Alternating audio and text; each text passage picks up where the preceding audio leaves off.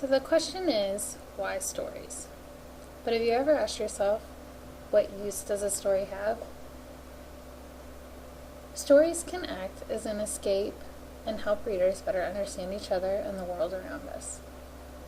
Sometimes stories are an escape to magical places where knights in shining armor save the day, foreign worlds that we can paint with our minds, a place where the imagination can run free. Sometimes stories are a tool to relate to others. Regardless of the particular reason a story is told, the impact of a story can bring great changes to the human perspective. One example of a story's ability to change perspective is the short story, The Dome by Stephen Millhauser. In this story, people begin to dome their houses in plexiglass, creating air-conditioned lawns and weather-impermeable environments for fun year-round. It's not long into the story we see all the things that can go wrong with trying to dome nature out. This story can make you take a look at how we use technology today and its influence on our connection with reality. Now, we've looked at how a story can change the human perspective. But what's another use a story has? What about pure entertainment? Stories can stimulate the imagination and bring about a sense of wonder and understanding. Stories are able to put you into an experience and enable you to feel things you might have never felt otherwise.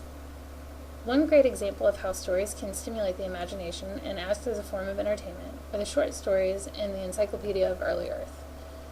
In the Encyclopedia of Early Earth, Greenberg writes about a young storyteller from the fictitious land of Nord and describes his adventures and the adventures of those around him. Many of these stories are packed with meaning, but also lend the reader a plethora of emotions.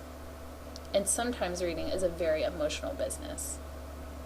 Which leads to our third use for stories, relating to others. In Adici's Americana, we are given an inside look at what life is like for an immigrant trying to acclimate to American culture. We see the struggles and hardships of someone trying to conform to survive in a country far different from their own. The story helps readers empathize with foreigners and immigrants trying to start a new life in a new country. Adici's novel is able to use emotion to help people empathize better with the hardships immigrants face. This is especially important today.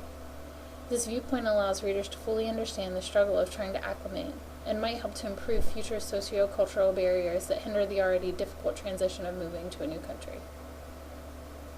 So far, we've found 3 uses for stories. Enjoyment.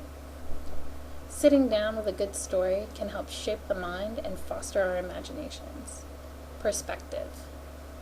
Stories can help you look at things in a different light, enabling us to grow and advance.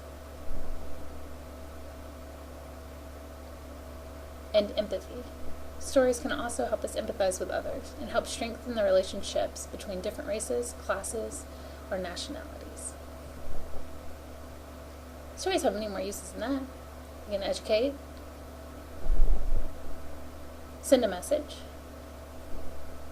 argue, incite, or even shock. The list could really go on. And as long as people keep putting pen to paper, we can keep growing and learning from the experiences and the imaginations of others, growing together and building a brighter future for tomorrow's readers and storytellers.